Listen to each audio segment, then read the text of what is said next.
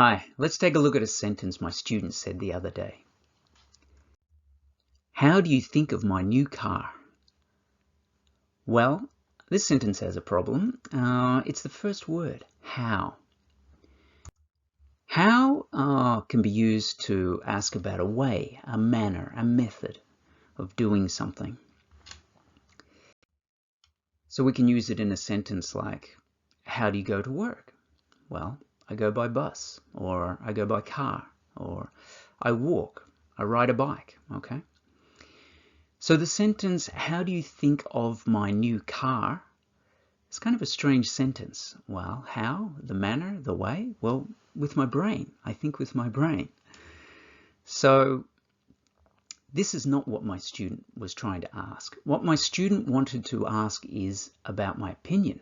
Did I think the car was good or bad? Now the word you need to ask about opinions is what. What do you think of my new car? This is the same as, what is your opinion of my new car? So I can say, I think it's great. I think it's wonderful. Looks great. So the sentence, how do you think of my new car? No. What do you think of my new car? That's the correct sentence. All right, that's all for today. I'll talk to you in the next video. See you then. Bye.